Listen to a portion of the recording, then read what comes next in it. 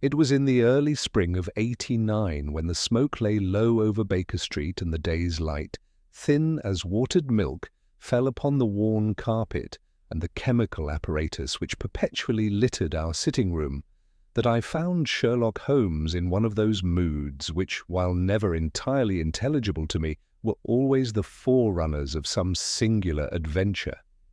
He sat cross-legged upon the sofa, his long, nervous fingers steepled beneath his chin, while before him, upon the small table, lay a lady's glove of pale kid, a sprig of orange blossom already browning at the edge, and a strip of white satin which might have been torn from a ribbon or a dress. "You have been out early, Holmes," said I, for his boots bore the faint smear of wet clay which the morning's drizzle had coaxed from the streets. He did not answer at once, but stared at the glove with an intensity that would have suggested affection had it not been utterly foreign to his nature. "Observe, Watson," said he at last, "how the world insists upon advertising its secrets. One has only to possess the eyes to read them." I drew my chair nearer, for there is no stimulus to the mind so immediate as Holmes's invitation to follow the thread of his reasoning. "This glove," he continued, tapping it lightly, "is not the property of a servant. The stitching is too fine, the kid too soft. Yet it is not the glove of a wealthy matron, for the thumb shows a faint abrasion here, see it, which suggests frequent pressure upon a narrow handle. An umbrella, perhaps, but more likely the grip of a carriage door in repeated use. The faint scent is heliotrope, fashionable, but not flamboyant. I shall now note the interior, the initials E.M. in violet ink, applied by a domestic hand rather than a professional monogrammer. Therefore, a lady of comfort, but not of extravagant wealth. I could not restrain a smile. You would have made a formidable fortune as a matrimonial agent." "Tut!" said he impatiently. "The glove is merely an alphabet letter, Watson. It is the sentence which interests me." Before I might press him further, there came the sharp, decisive rap upon our door, which always denoted business rather than social intercourse. Mrs. Hudson entered with a card. "A gentleman to see you, sir. He seems in a great state." Holmes glanced at the pasteboard. "Show him up." A moment later our visitor was ushered in, a tall man of perhaps 35, broad across the shoulders, with the weathered complexion of one who has spent time in the colonies or at sea. Yet his clothing was that of a well-to-do city professional. A dark frock coat, carefully brushed, though now creased from anxious handling, and gloves which he held in one clenched fist as if he feared they might escape him. His face was pale beneath its tan, and his eyes, grey, steady eyes that had perhaps once known command, were now reddened and unsteady with fatigue. "Mr. Sherlock Holmes," he began, and his voice, though controlled, carried the tremor of a man forcing himself not to break. "At your service. This is my friend and colleague, Dr. Watson. Pray sit down. You have come from St. George's Square." The gentleman half startled. "Why, yes. How can you know that?" Holmes waved the question aside as one might brush away a fly. "Because your boots are damp with the peculiar grit of that neighbourhood's paving, and the faint odour of lilac suggests you passed the gardens there, but you did not come to discuss botany. You have suffered some shock, emotional rather than physical, and you have not slept." The man sank into the chair as if his legs had suddenly given up their office. "My name is Mr. Robert Marley," said he. "I was to be married this morning." Holmes's eyes sharpened. "Was?" Marley swallowed. "My bride has vanished from her own wedding?" There are statements which, for all their simplicity, have the power to arrest the mind like the crack of a pistol.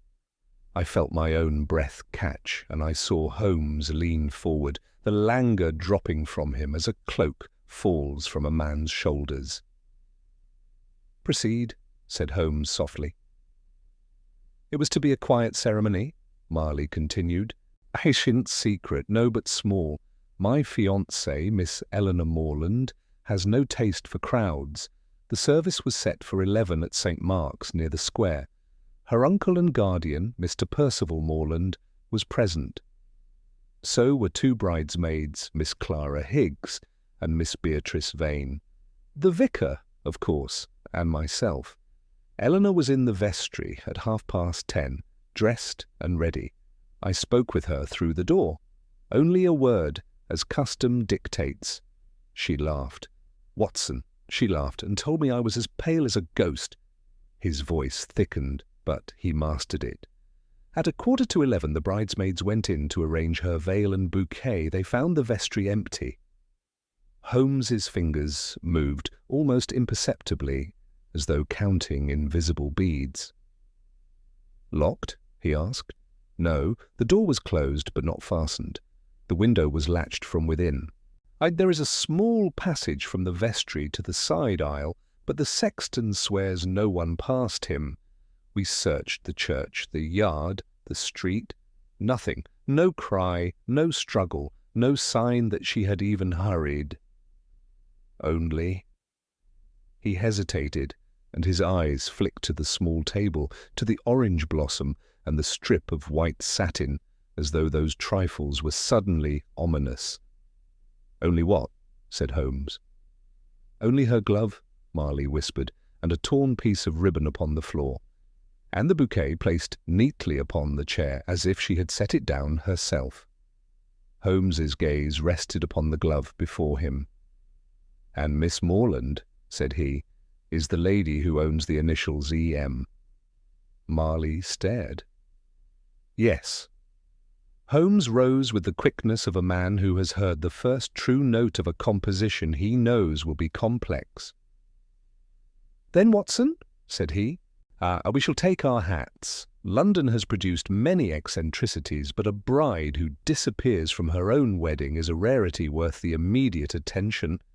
And so, with the damp spring wind sighing through the streets, and the pale day watching us like an indifferent witness, we set out upon the trail of Eleanor Morland, unaware, as I write these lines, how many false faces we were to meet, how many truths were to be concealed beneath manners and money, nor how near Holmes himself would come to danger before the veil was lifted from that singular and tragic affair. The hansom bore us swiftly towards St. George's Square, Mr. Marley seated opposite Holmes and myself, his broad hands clasped so tightly that the knuckles shone white against the tan of his skin.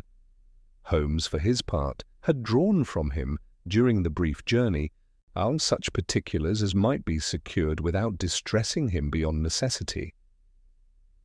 "You are certain, Mr. Marley," said he, "that Miss Morland exhibited no agitation in the days preceding the ceremony?" "None whatsoever. She was in excellent spirits. If anything, she seemed—" He hesitated. "Thoughtful, perhaps, but not unhappy." "Thoughtful is a pliable word," Holmes returned. "Did she receive letters?" "Yes." "Several in the last fortnight. I observed 2 or 3 bearing a foreign stamp, French, I believe. When I inquired, she told me they concerned an old school acquaintance." "Did you see the handwriting?" "No." Holmes nodded and relapsed into silence, though I observed that his eyes had taken on that distant expression which denoted a mind arranging facts into some private order. The church of St. Mark's stood modestly apart from its neighbouring houses, its grey stone dampened to a deeper hue by the morning's mist. A small knot of curious onlookers lingered near the gate, for London thrives upon mystery as readily as upon gossip. Within the porch we were met by Inspector Lestrade, whose spare figure and keen, fox-like face were as familiar to me as the furniture of Baker Street. "Ah, Mr. Holmes," he cried, "I had word you might be engaged. A strange business, very strange." "So I am told," said Holmes coolly. "You have found nothing?" Nothing beyond what the gentleman here has stated. No signs of abduction, no footprints distinguishable in the yard, the ground being trampled by the wedding party after the alarm. The window is small and gives upon a narrow strip of gravel, and no marks there either. Holmes passed without further speech into the vestry, and we followed. It was a compact chamber, plainly furnished, with a narrow table, 2 chairs, a small mirror, and a cupboard for vestments. Upon one chair lay the bridal bouquet, white roses and orange blossom, fresh and fragrant still. Holmes approached it first, bending low to examine the stems. "Recently cut," he murmured. "The moisture yet clings. It has not been roughly handled." He then turned his attention to the window. It was, indeed, latched from within. Holmes tested it gently, then examined the sill with a lens he produced from his pocket. "No scratches," said he. "No paint displaced. No fibres upon the edge. If our bride departed by this route, she did so without leaving the faintest courtesy to the investigator." Lestrade gave a short laugh. "Then she did not depart by it." "On the contrary," Holmes replied mildly, "I have not yet said so." He moved next to the floor near the chair. There upon the worn boards lay a faint scuff, scarcely visible to my eye. Holmes knelt and touched it with a finger. "Wax," said he. "From a candle, no doubt." "There are candles upon the altar," Lestrade observed. "Indeed. Yet this vestry is lit by gas."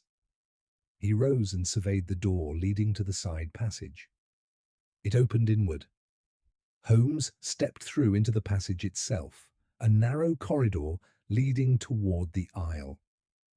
The sexton, a stooped man with anxious eyes, awaited us there. "You saw no one leave?" Holmes asked. "No, sir. I was at my post by the aisle from 10:30 onward. No lady in bridal attire passed me.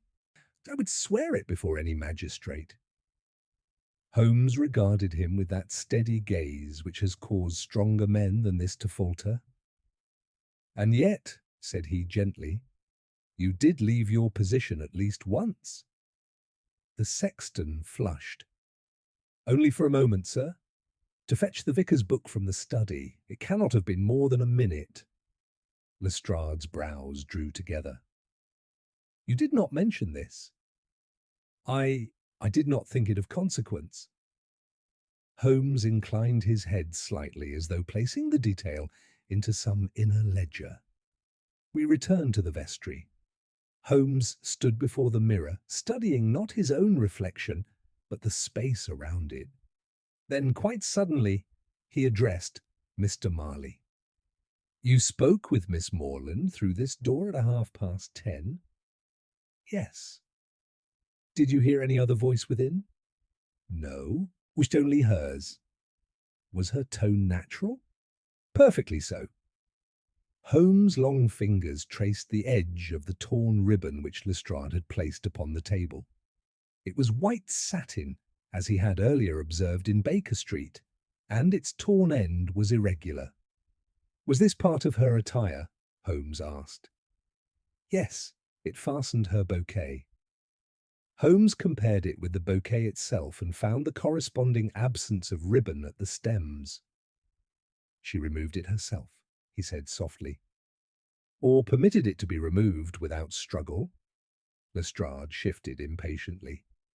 "You do not suggest she walked calmly out of her own wedding?" "I suggest nothing yet."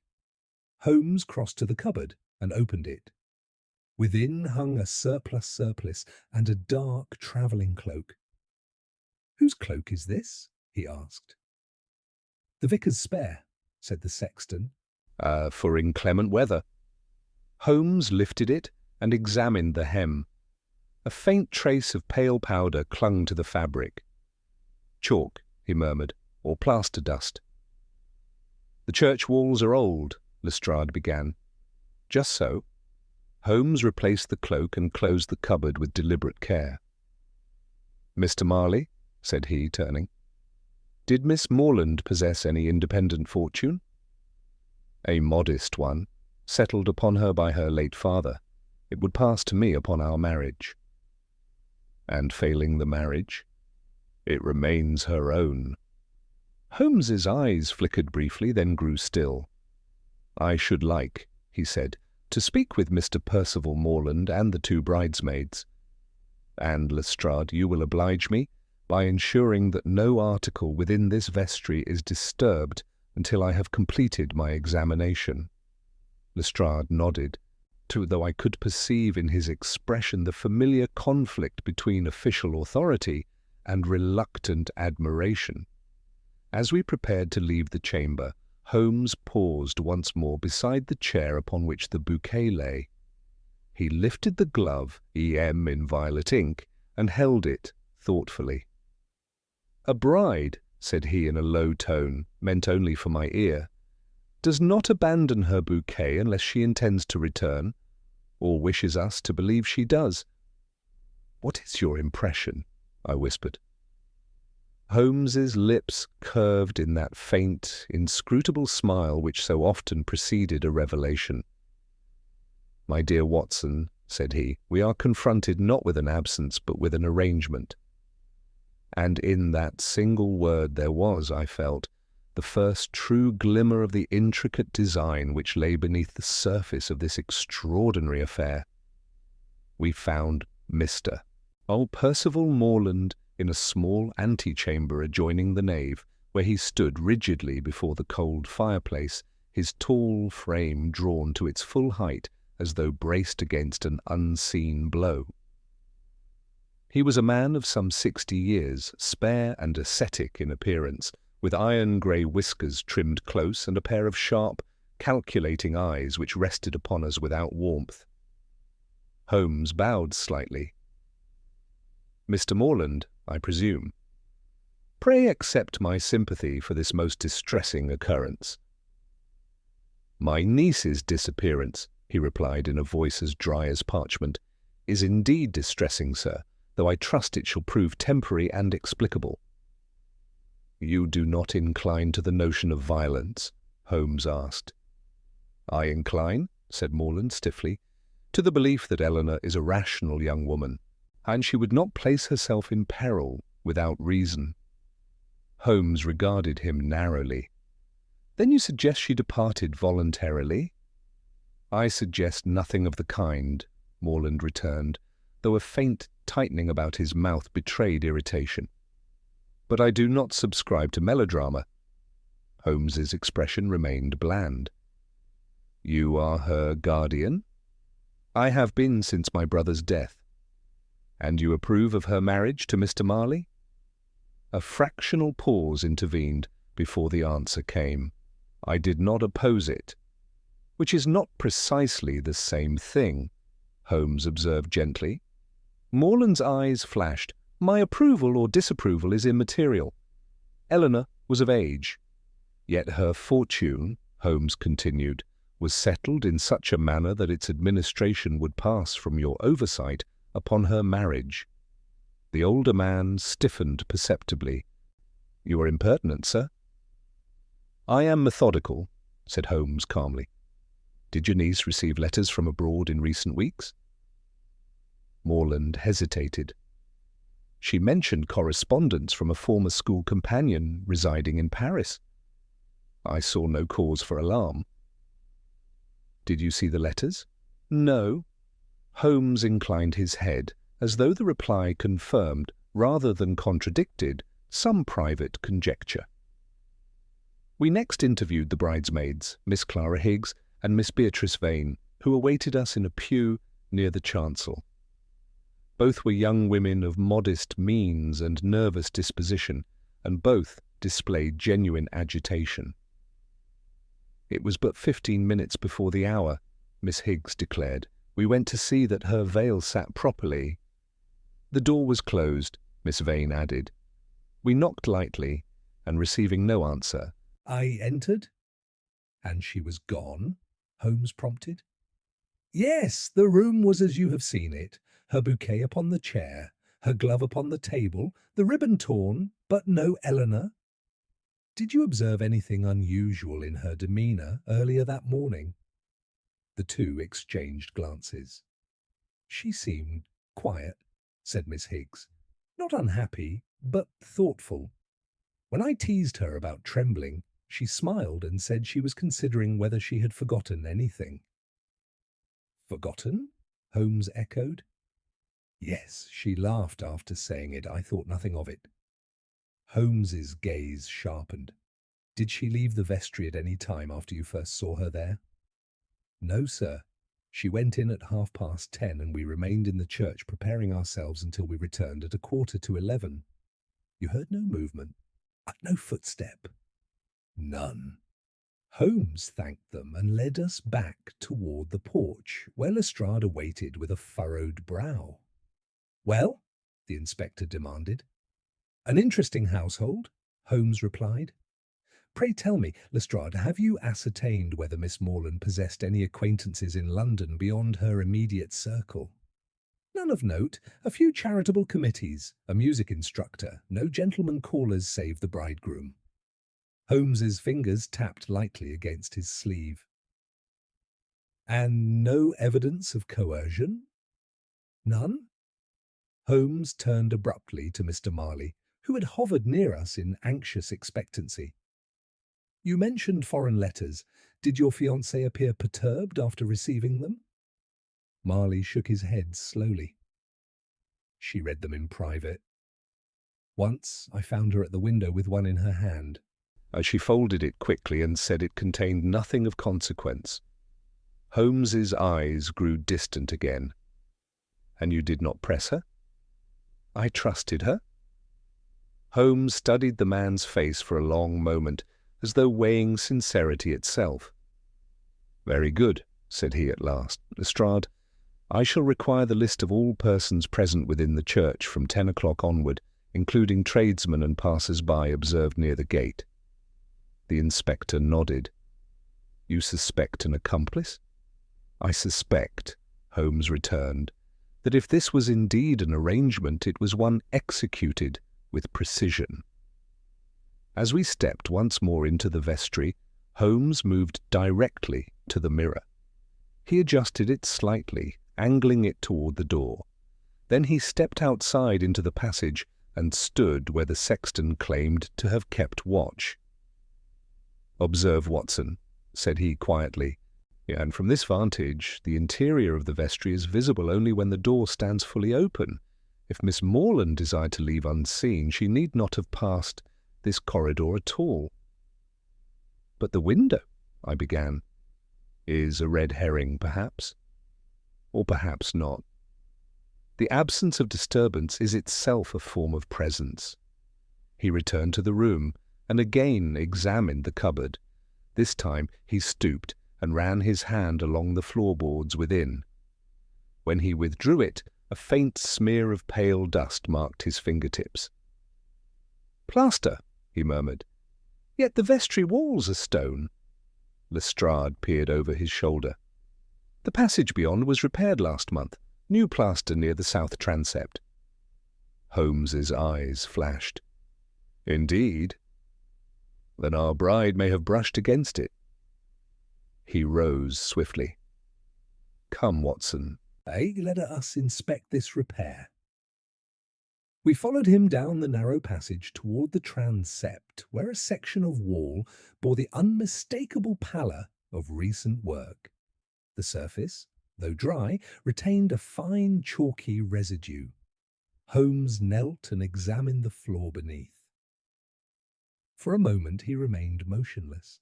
Then he beckoned me closer. There upon the dusty stone lay the faint impression of a small, narrow shoe, one that might well have belonged to a lady. It leads, Holmes said softly, tracing its direction with his finger, not toward the churchyard, but toward the vestry itself. Lestrade frowned. What do you make of that? Holmes rose, his expression alight with a restrained intensity. I make of it, said he, that Miss Eleanor Morland did not vanish into the air. She retraced her steps. And to what end? I asked. But Holmes' gaze travelled from the footprint to the dim recess where shadow gathered near the transept arch. "To an end," he replied, "which was calculated with greater care than any of us yet comprehend." Holmes remained for some moments contemplating the faint impression upon the dusty stone, his long shadow falling across the newly plastered wall. Lestrade shifted impatiently at his side, while I confess that my own mind laboured to reconcile the fact of that delicate footprint with the apparent impossibility of Miss Morland's escape. "You observe, Lestrade," Holmes said at last, "that the mark is incomplete. The heel is distinct, the toe less so. It was made by a light step, unhurried but cautious. And there is no corresponding print leading away from this point toward the outer door." "Because the floor beyond is swept daily," the inspector returned. "The verger told me as much." "Precisely," said Holmes with a glimmer of approval. "Yet the dust upon this section remains undisturbed, save for that single impression. If Miss Morland passed here once, she did not pass again." "Then she turned back," I ventured. Holmes inclined his head. "So it would appear. The question is, why retrace her path to the vestry she had already quitted?" He rose and moved once more toward the vestry door, examining its hinges, its latch, and the worn threshold with minute attention.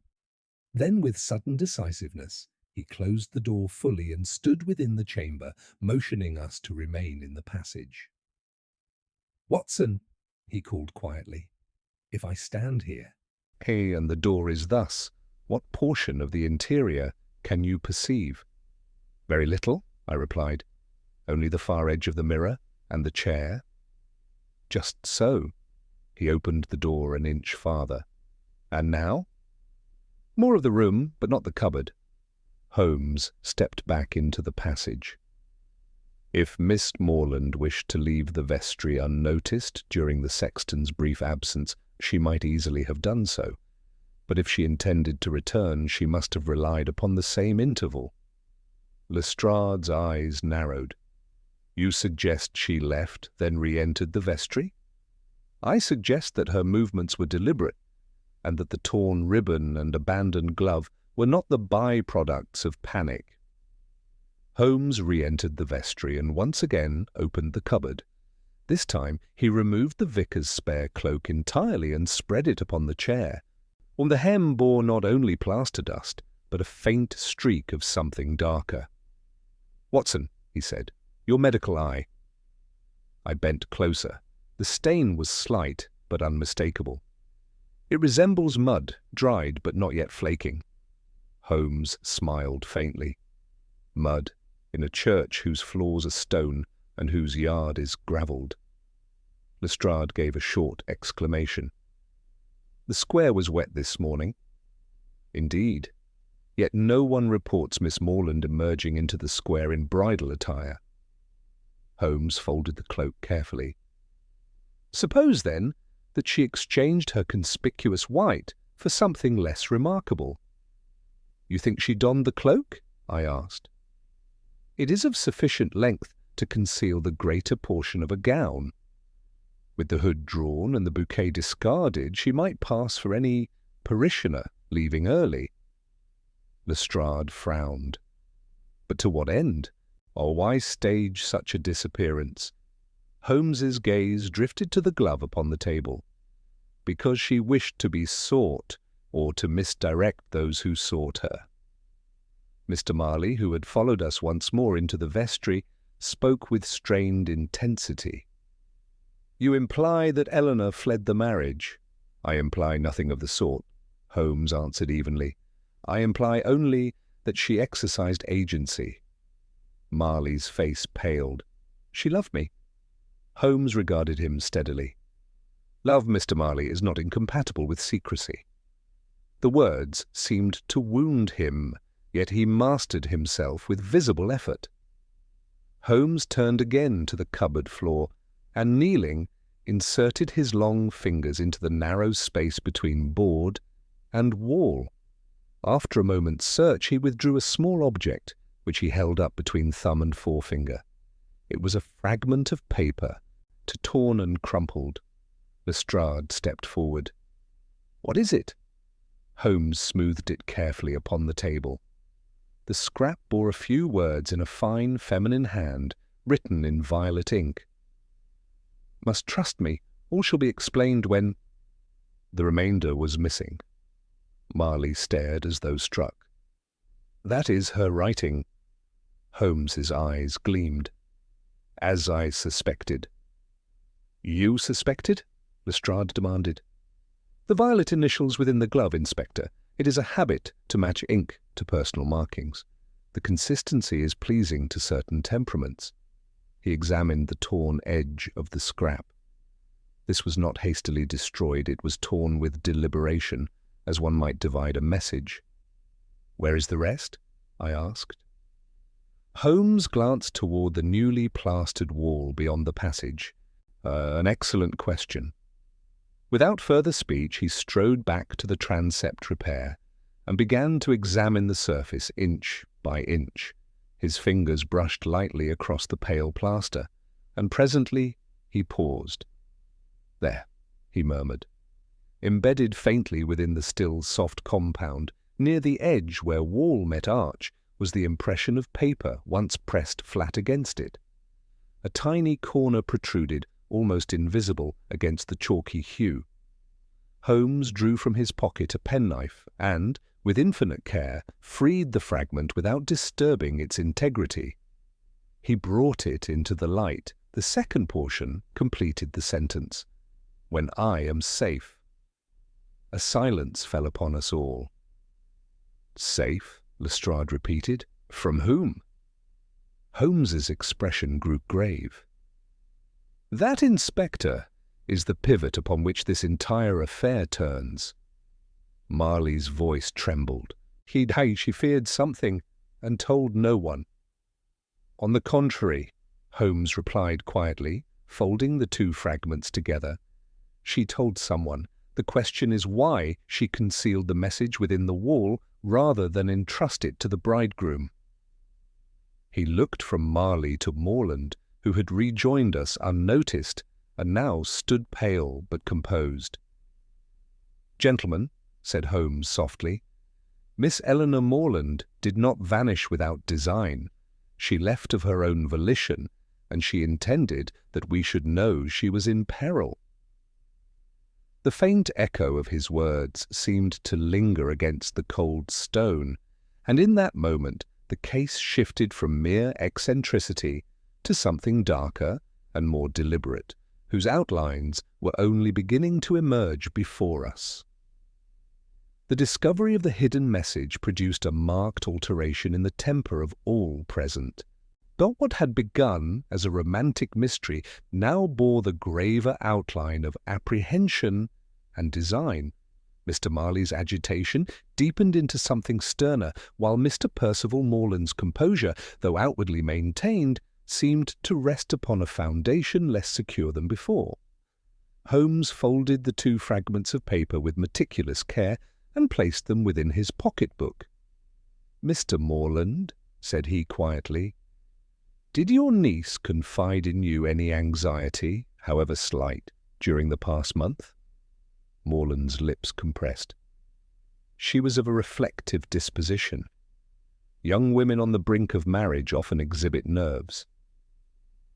"It is not a matter of nerves," Holmes replied evenly.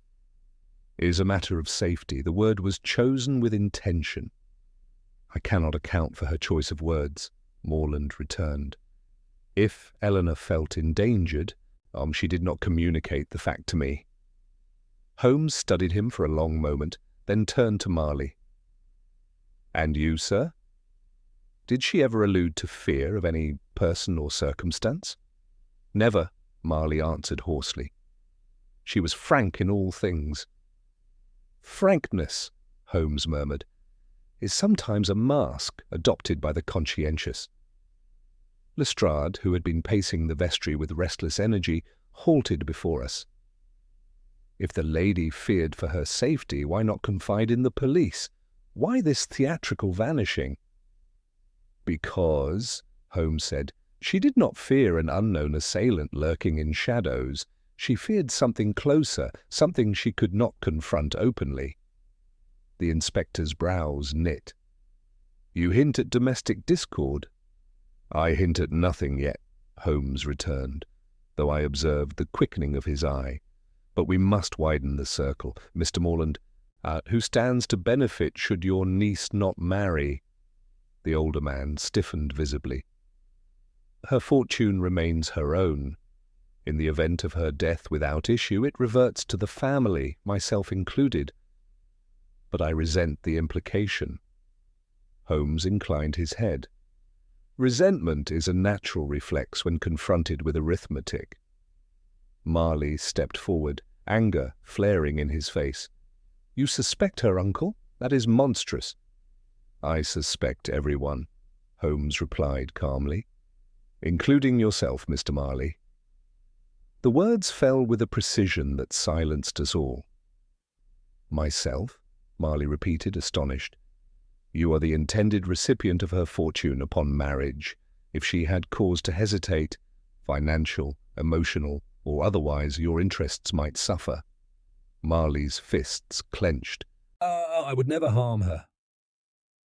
Holmes regarded him with that penetrating scrutiny which admits neither protest nor indignation as sufficient rebuttal. After a moment he gave a slight nod. I do not say you would, I say only that in a case so carefully contrived, motives must be measured without sentiment. He turned to Lestrade. Inspector, I should like to examine Miss Morland's residence at once. Delay is our enemy. Within the hour, we stood before the Morland house in St. George's Square. A dignified structure of brick, its facade austere, but well maintained. A maid admitted us with anxious courtesy, and we were conducted to Miss Morland's chambers. The room bore all the tokens of recent occupation. A dressing gown lay folded across a chair. High upon the writing desk were scattered several sheets of notepaper and a silver inkstand filled with violet ink. Holmes approached the desk immediately. You observe, Watson, said he softly, that the ink matches that of our message. Let us see what remains of her correspondence. He examined the blotting pad first, holding it to the light. Faint impressions emerged, mirror images of recent lines written. Fetch me a pencil, he said. With delicate shading, he rendered the indentations legible. Gradually words resolved themselves. I cannot endure the uncertainty. It must not know. Paris was folly. Holmes's expression grew intent. Paris again. Marley leaned over his shoulder. What does it mean? It means, Holmes replied, that Miss Morland's past is not as placid as we have been led to believe. He next opened the desk drawers. Within lay several letters neatly tied with ribbon. The topmost bore a Paris postmark. Holmes unfolded it carefully and read in silence. As he did so, I saw the muscles along his jaw tighten almost imperceptibly. Well? Lestrade demanded. Holmes handed the letter to me. It was written in a bold, masculine hand. Eleanor, it began, you cannot suppose that a ceremony in London will erase what passed between us. I have been patient, but patience has limits. You know the consequences should you persist. There followed a signature, Henri Valette. Marley uttered a strangled exclamation. She never spoke of him. Holmes took back the letter. And yet he writes as one possessing leverage. Blackmail, Lestrade suggested. Possibly, or something more intimate. Holmes searched further among the letters. Some were affectionate, or others bore a sharper tone. One line recurred, You owe me truth. He laid them out methodically upon the desk. Miss Morland visited Paris last year, did she not? He asked Morland. Yes, she travelled with a companion for 3 months. Valette was encountered then. I cannot say. Holmes turned to the window. If this man threatened exposure, and if such exposure imperiled her marriage or reputation, she might contrive a disappearance to avoid confrontation. "But she wrote she must be safe," I said. "Safe from him?" "Perhaps," Holmes answered, "or from the consequences of his knowledge." He moved swiftly to the wardrobe and examined its contents. Among the gowns hung an absence. A travelling dress was missing. "Inspector," he said quietly, "I believe our bride did not intend to return to the vestry." Lestrade stared. "Yeah, then the message was meant to be found, a warning, yes, but also a misdirection. She wished us to believe she fled danger. In truth, she fled toward it." Marley swayed slightly. "Toward Paris?" Holmes's eyes flashed. "Toward the author of these letters." He folded the correspondence and placed it within his coat. "We must telegraph to the authorities at once. If Henri Valette is in London, he shall not remain concealed for long. And if Miss Morland seeks him, then time presses upon us more urgently than before." As we descended the stairs, I could not shake the impression that the ground beneath this case had shifted once more. What began as a vanishing had become a pursuit. Yet whether we hunted villain or victim, I could not yet determine. Holmes alone moved with renewed purpose, and his long stride betraying that the pieces of his intricate puzzle were at last beginning to assume their true alignment. Holmes wasted no time in action. From the Morland residence we proceeded directly to the nearest telegraph office, where he dispatched concise but urgent messages to the principal hotels, private lodgings, and continental agents known to harbour French visitors newly arrived in London. One telegram, more pointed still, was addressed to the Sûreté in Paris, requesting particulars regarding one Henri Valette, his occupation, reputation, and recent movements. "If Valette is the pivot," Holmes remarked, as we re-entered the damp bustle of the square, "then we must determine whether he exerts pressure from afar or stands already upon English soil." Lestrade accompanied us back toward Baker Street, that having promised to circulate inquiries among shipping offices and railway termini, Mr. Marley, pale yet resolute, insisted upon remaining near at hand. "I shall not return home," he declared. "If Eleanor is in danger, I must know."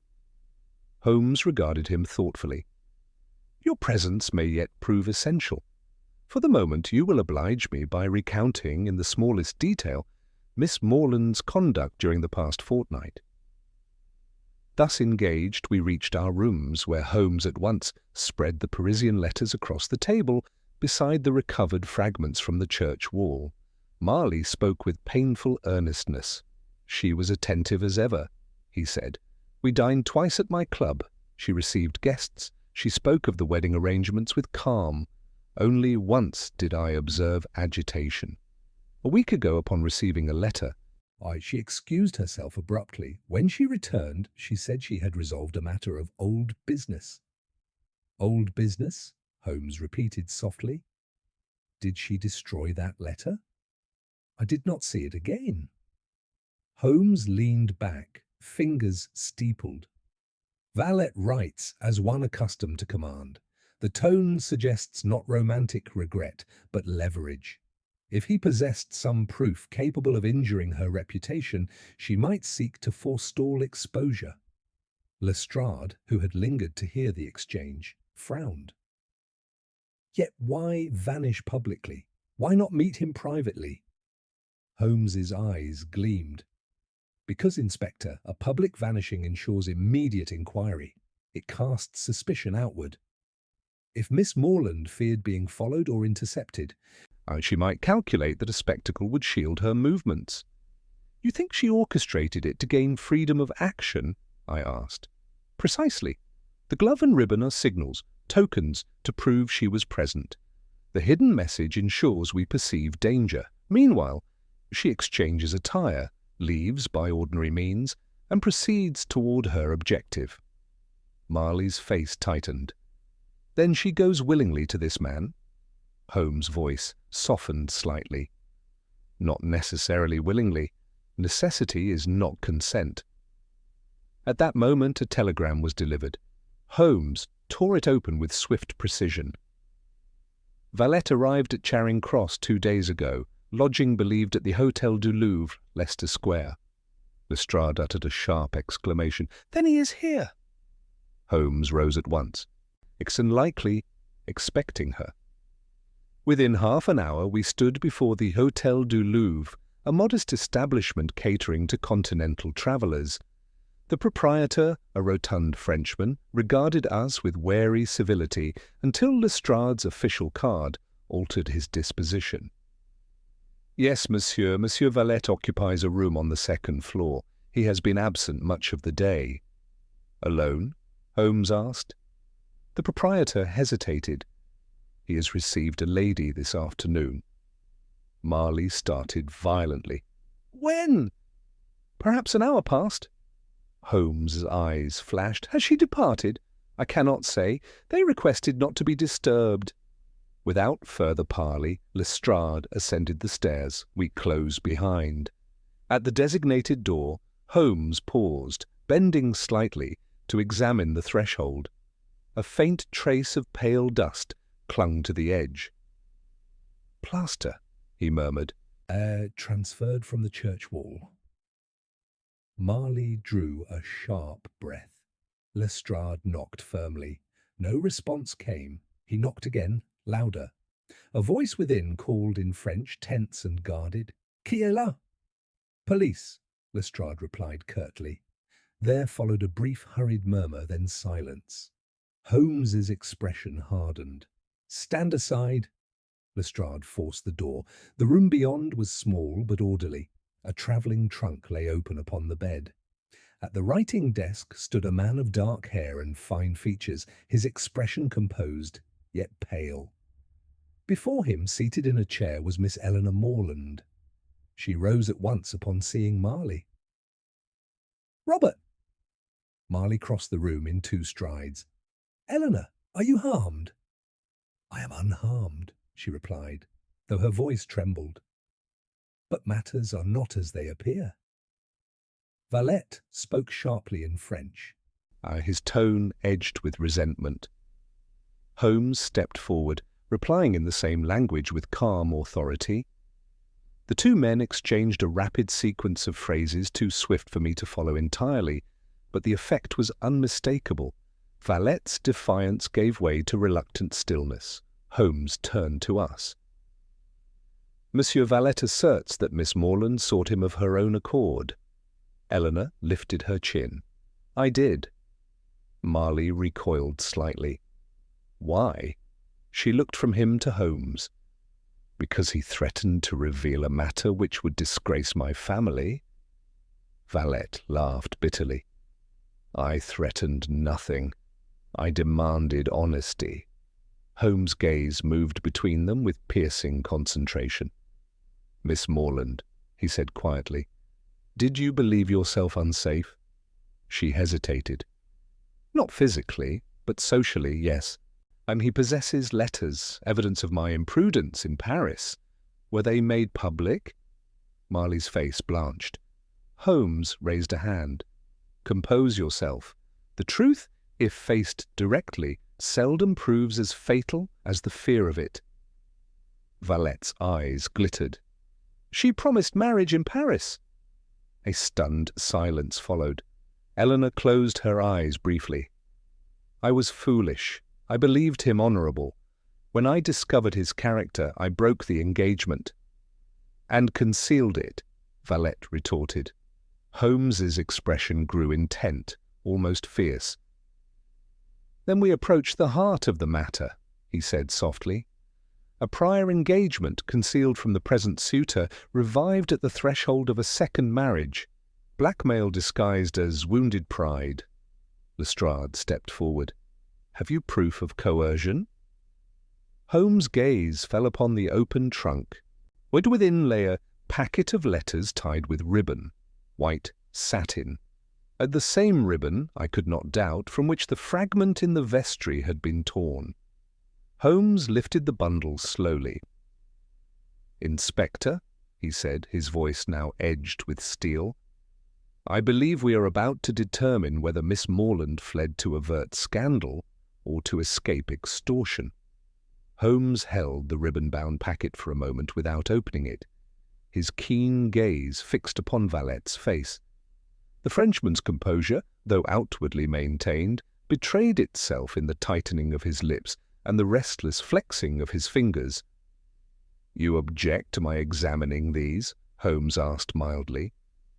"They are private correspondence," Valette replied. "They concern only myself and Mademoiselle."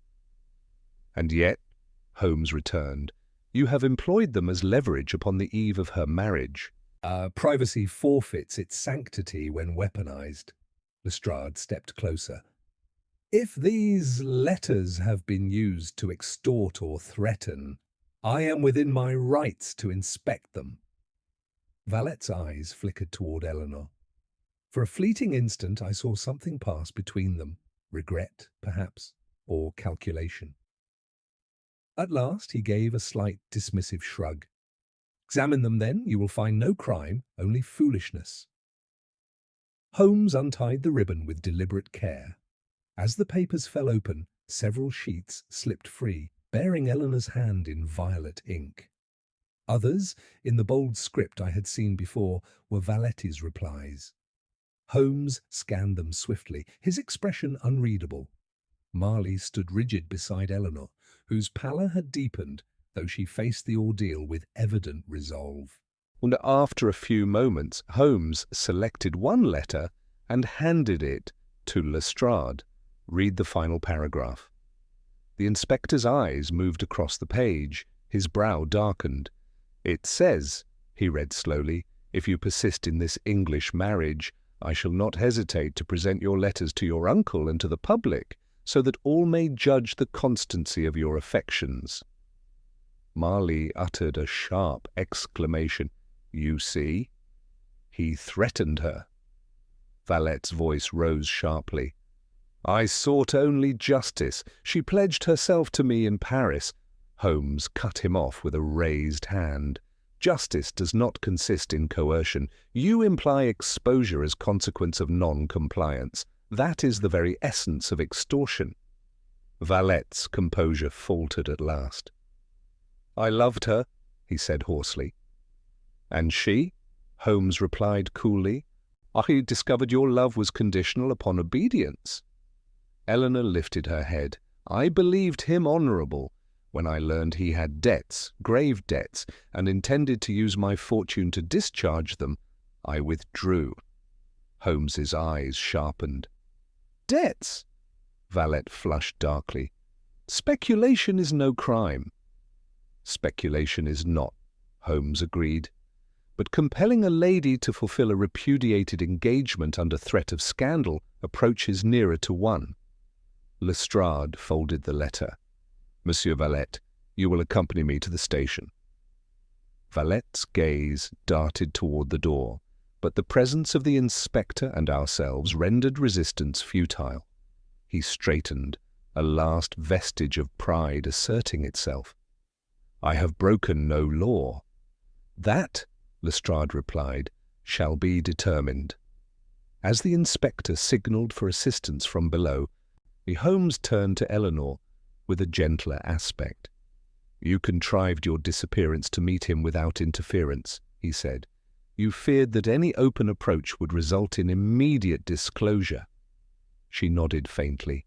"He wrote that he would attend the church." "I could not bear the spectacle, nor could I confess the whole to Robert without first resolving it." Marley looked at her with mingled pain and relief. "You should have trusted me." Her eyes filled, though she mastered herself. "I sought to protect you from humiliation." Holmes inclined his head slightly. "Your method was ingenious, though perilous.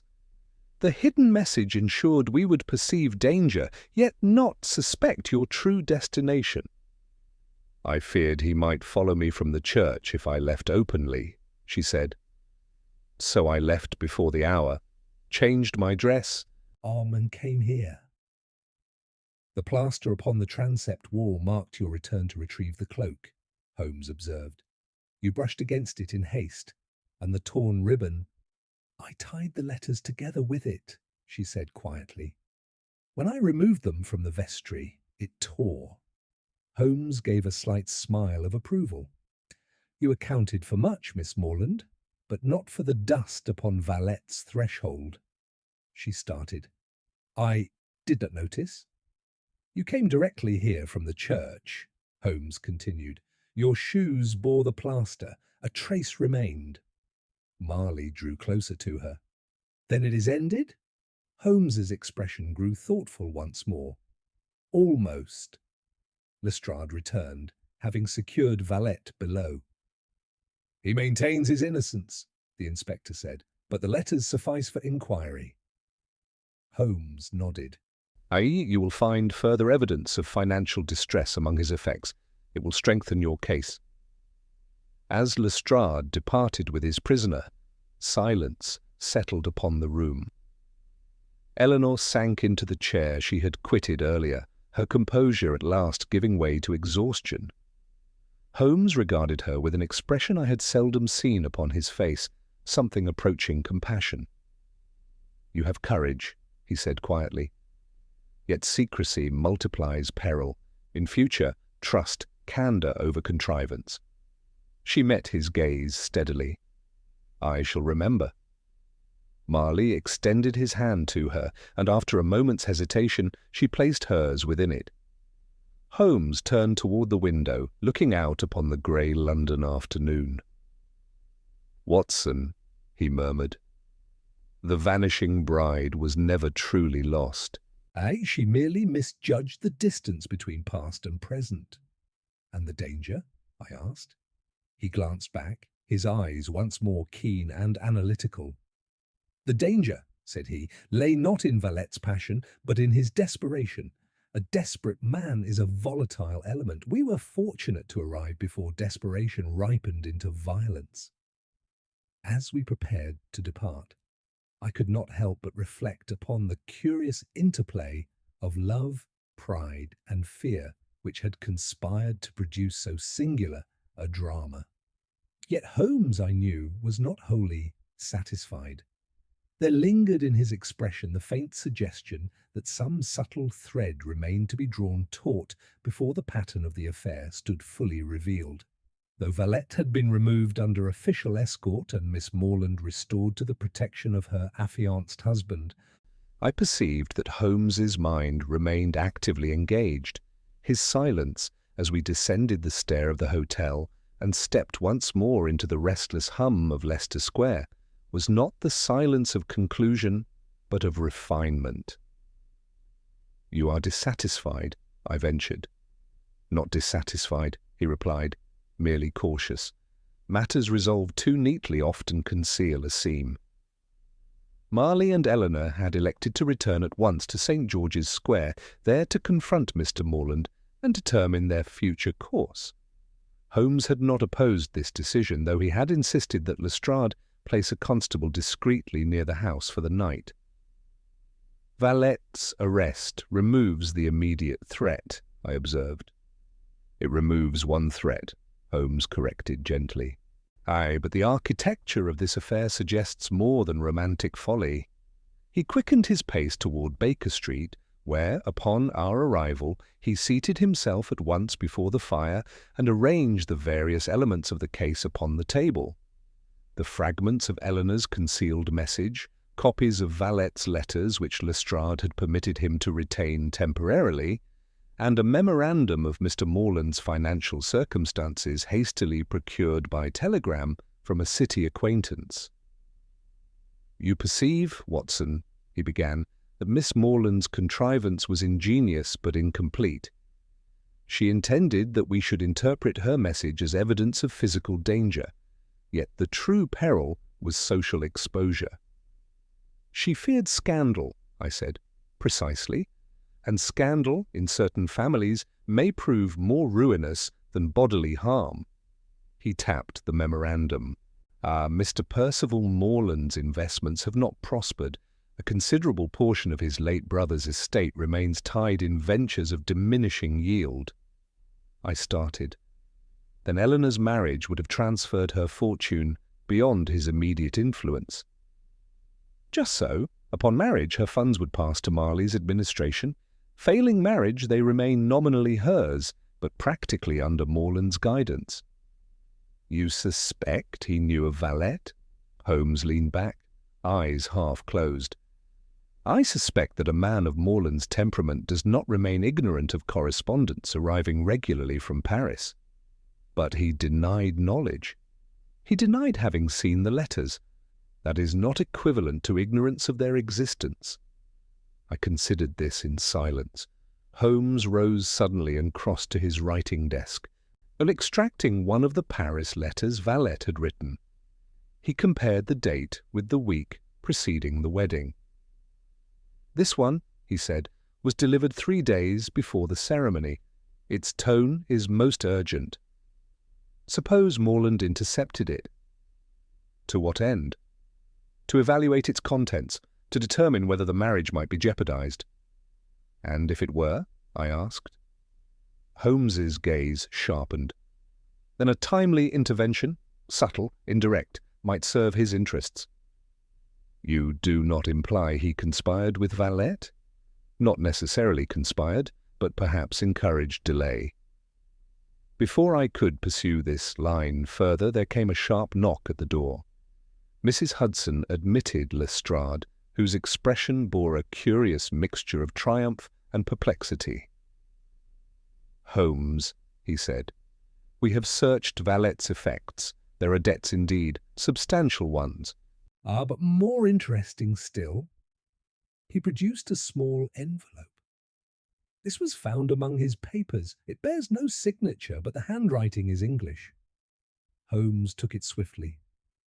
His eyes scanned the contents, and for the first time that day I saw a glint of unmistakable satisfaction. "Ha!" he murmured, as I anticipated. "What is it?" I demanded. Holmes handed the letter to Emmy. It read, "If you desire restitution of your engagement, you must act before Saturday. The marriage cannot proceed without scandal should certain facts become known. Press her firmly. Delay is essential." No signature accompanied the note, but the implication was plain.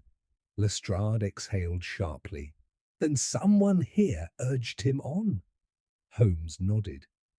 A correspondent aware of the wedding date and eager to prevent it. "Morland," I said. Holmes raised a cautioning finger. We must not leap. Handwriting comparison is required. Lestrade withdrew a second sheet. We have obtained samples of Morland's hand from his business correspondence. Holmes laid them side by side.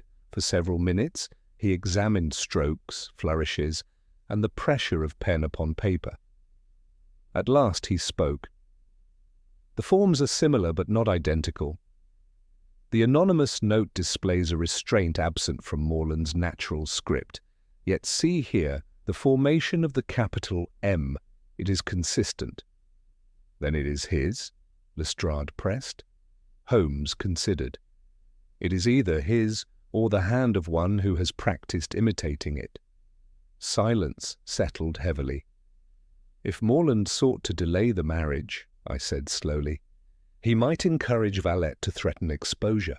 Believing Eleanor would confide in him and postpone the ceremony. An error of calculation, Holmes replied. He underestimated her resolve. Lestrade's expression hardened. Shall I arrest him?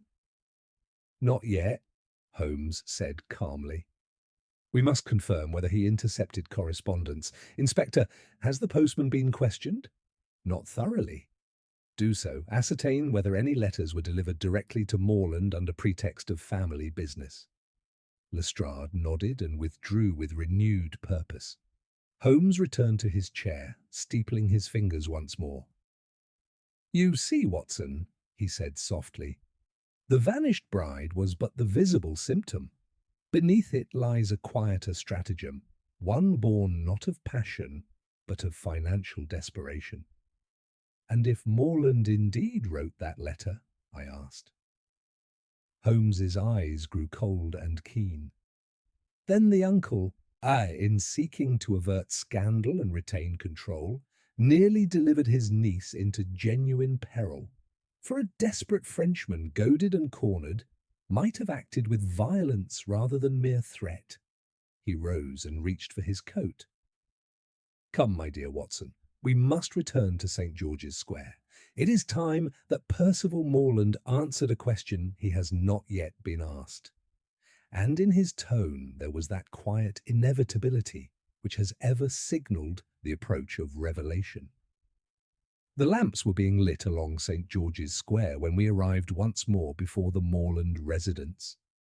The mist had thickened into a pearly haze through which the house fronts loomed indistinctly, their windows glowing like watchful eyes. Holmes ascended the steps with his usual unhurried assurance, though I detected in his bearing that peculiar tension which precedes decisive confrontation.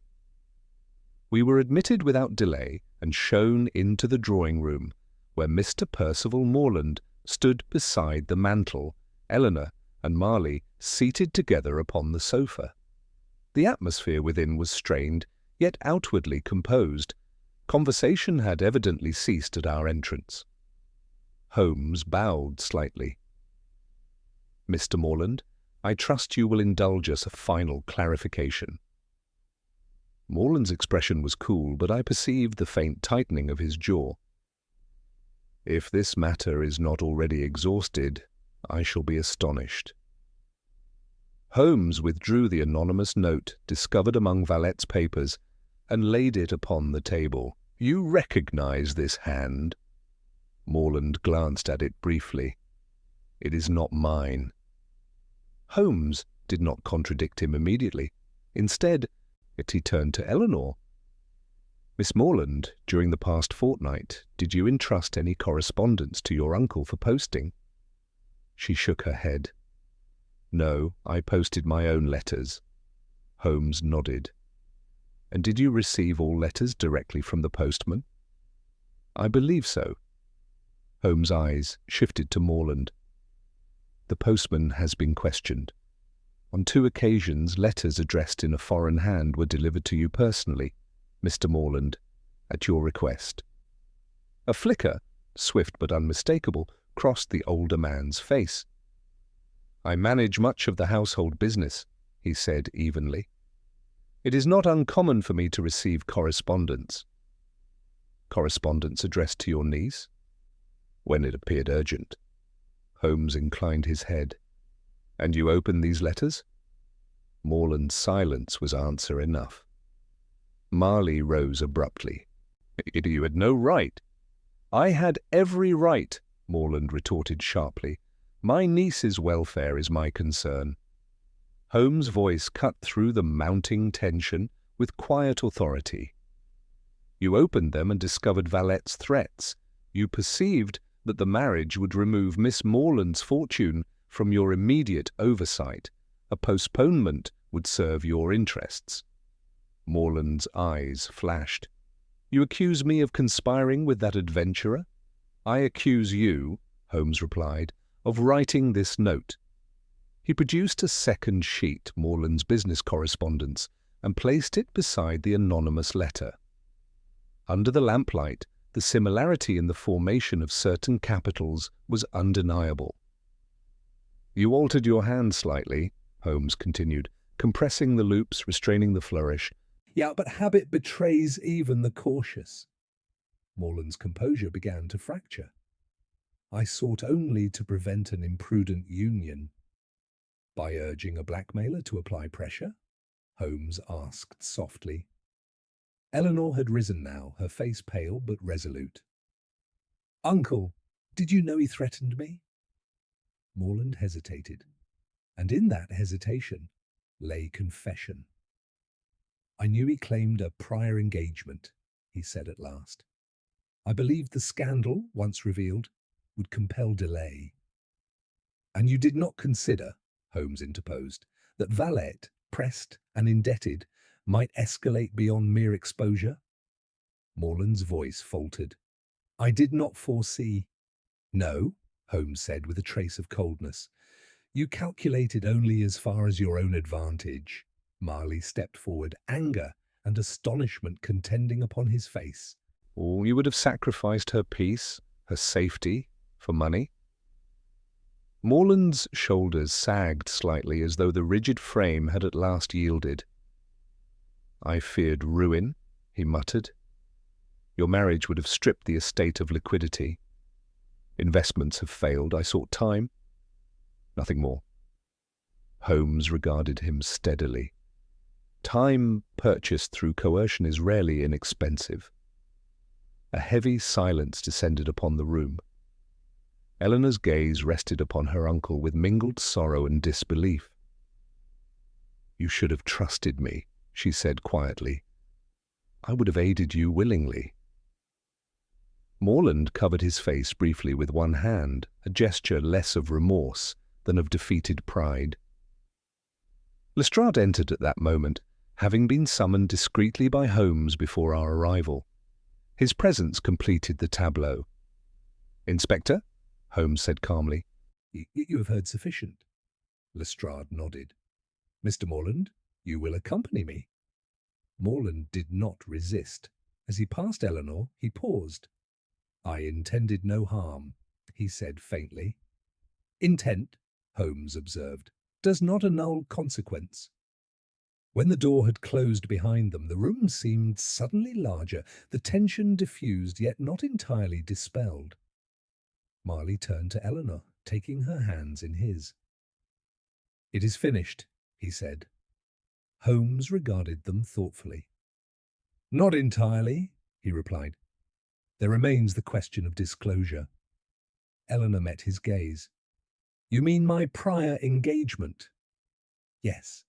Secrets have already wrought sufficient complication. Candour now may prevent future misapprehension. Marley's expression softened. There is nothing you could confess that would alter my regard. Holmes inclined his head, evidently satisfied. The ceremony may yet proceed, he said, though I suggest a quieter venue. A faint, tremulous smile touched Eleanor's lips. Without vanishing, I hope. Holmes permitted himself the ghost of a smile. Theatrics, Miss Morland, are best confined to the stage. As Watson, I confess I felt a profound relief. The intricate threads, romantic folly, financial desperation, calculated misdirection, had at last converged. Yet what struck me most forcibly was not the exposure of guilt, but the delicate balance between motive and consequence which Holmes had so deftly illuminated. The vanished bride had never been lost. She had been caught within the intersecting ambitions of two men, one driven by wounded pride, the other by fear of ruin. And it was only by tracing each thread without haste or prejudice that Holmes had restored order to a scene of seeming chaos. It was 3 days later that I again accompanied Holmes to St. George's Square, this time under circumstances far more tranquil than those which had first drawn us there.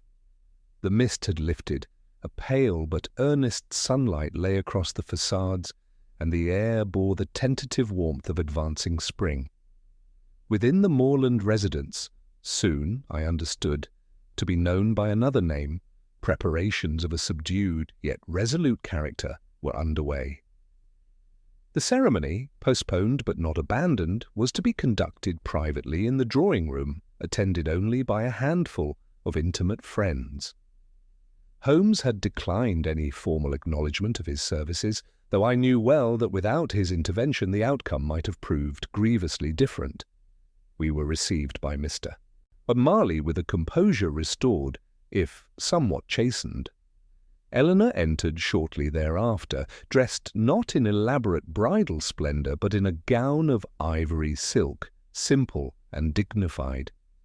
The absence of ostentation lent the occasion a gravity that impressed me more deeply than the earlier display at St. Mark's had done.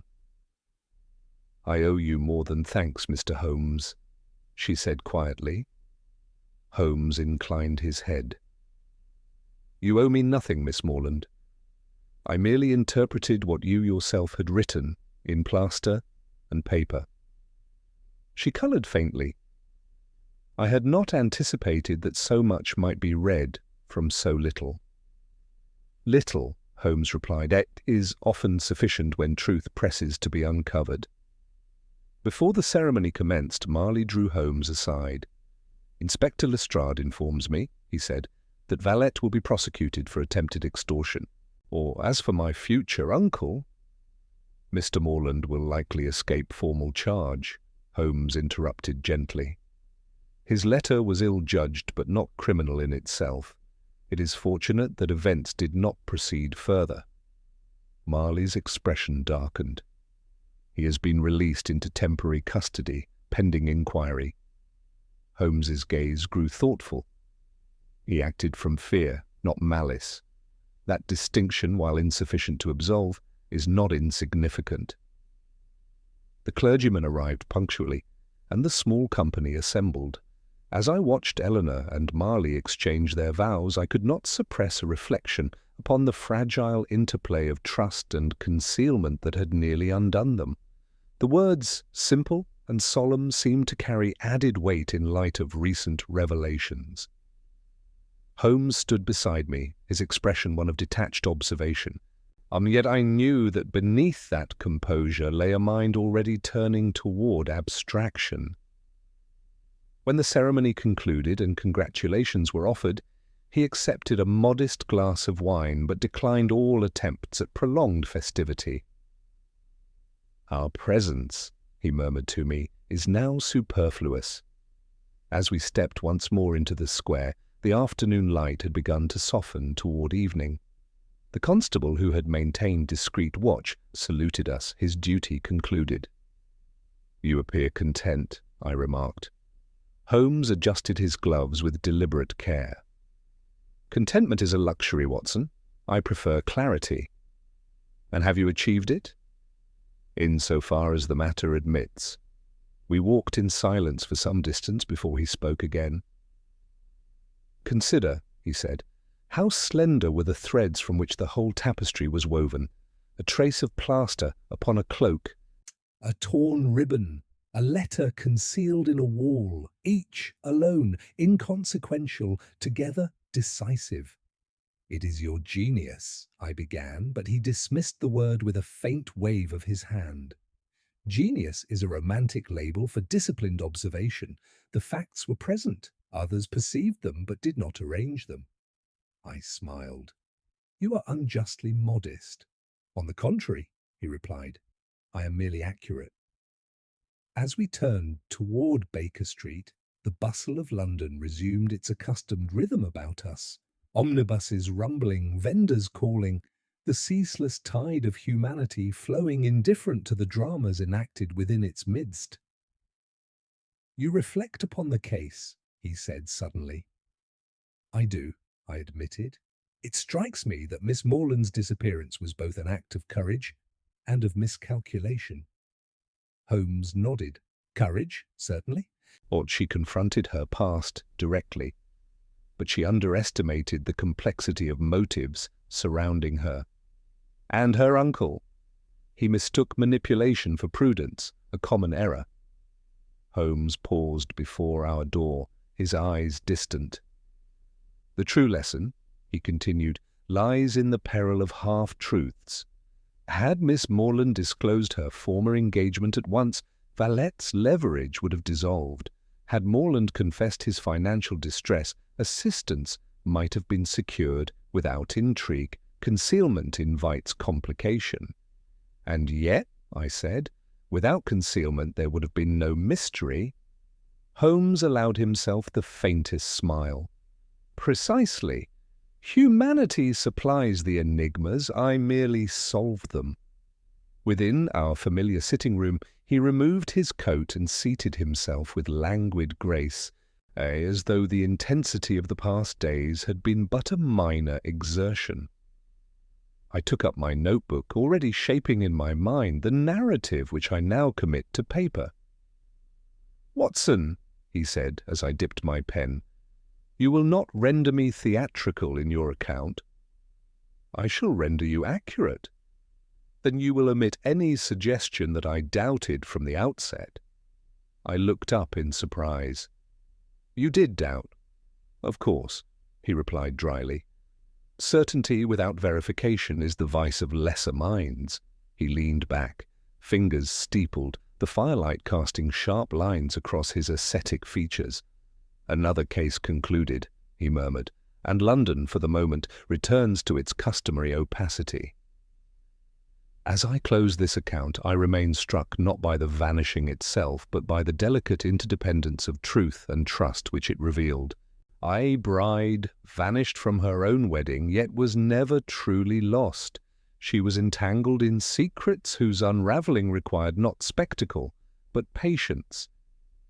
And if admiration colours these lines, it is because I have once more witnessed the extraordinary clarity with which Sherlock Holmes discerns order where others perceive only confusion. Some weeks have passed since the events I have here set down, yet the singular circumstances of Miss Eleanor Morland's disappearance continue to occupy a distinct chamber in my recollection.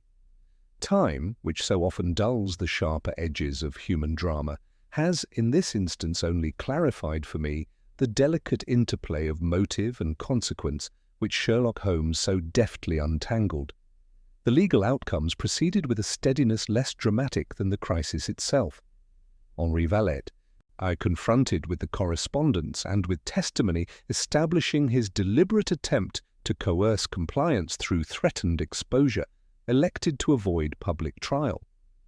Under advisement, he consented to depart England at once, relinquishing any claim, real or imagined, upon Mrs. Marley's name or fortune. His debts, I later learned, compelled him toward less ambitious theatres upon the continent, where his talents for speculation might do less immediate harm. As for Mr. Percival Morland, the matter proved more delicate. The anonymous note urging Valette to press her firmly and to delay the marriage stood as a damning exhibition of imprudence, yet fell short of criminal conspiracy. Holmes himself, when consulted privately by Inspector Lestrade, advised against prosecution. Punishment, he observed, would neither restore lost capital nor strengthen injured affection. Exposure within the family circle will suffice. Exposure indeed proved a sterner discipline than any court might have imposed. Morland, compelled to acknowledge the depth of his financial embarrassment, accepted assistance from Marley, assistance offered not in triumph, but in measured reconciliation. Eleanor's condition for continued association was explicit candour in all affairs touching her inheritance. Thus, by an irony not lost upon Holmes, the very marriage Morland had sought to delay became the instrument of his preservation. It was on a quiet evening in Baker Street, with the fire burning low and the rain tracing slow lines upon the window-pane, that Holmes revisited the case in my presence. But he had been engaged upon a monograph concerning the comparative persistence of various forms of dust, yet, as was his habit, his mind returned without warning to the human element beneath the material trace.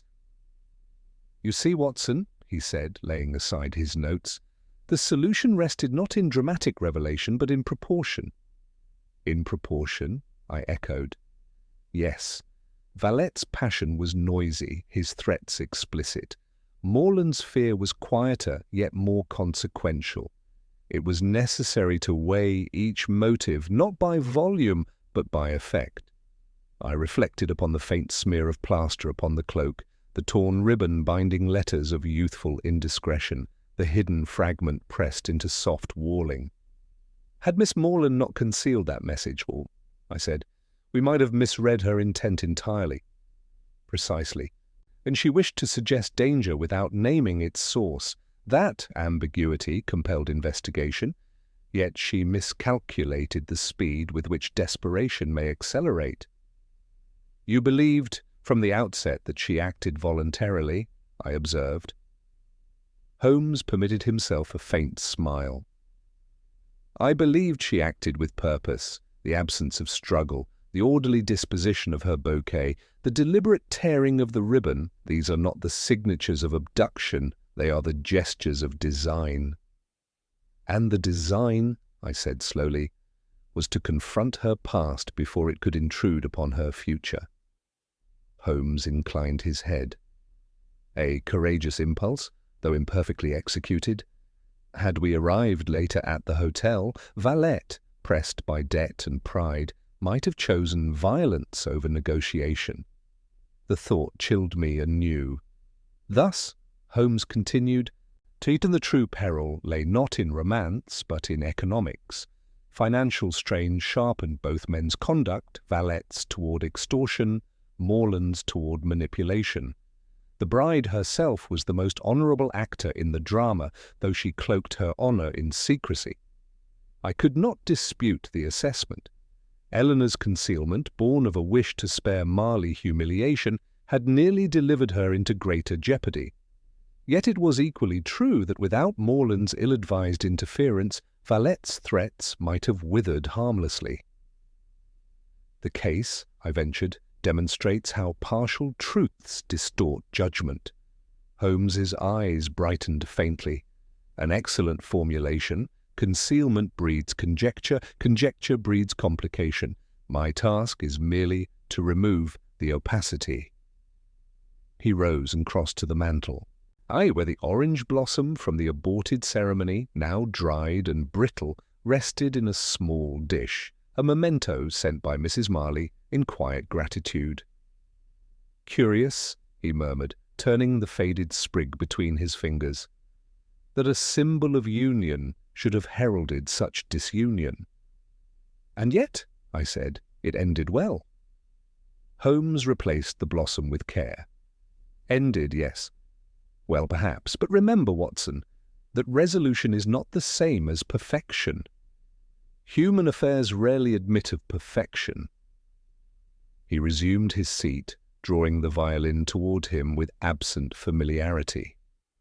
A low, contemplative melody filled the room, neither triumphant nor mournful, but reflective. As I conclude this narrative, I remain mindful that the spectacle of a bride vanishing from her own wedding was but the surface of a deeper current. Beneath it flowed pride, fear, imprudence, and ultimately forgiveness. Sherlock Holmes, by adhering to logic unswayed by sentiment, restored balance where emotion had obscured it. If admiration colours my account, it is because I have once again witnessed the rare faculty by which my friend discerns within the smallest fragment of evidence the full architecture of truth. And in a city as vast and intricate as London, such clarity is a light no less vital than the lamps that pierce its evening fog.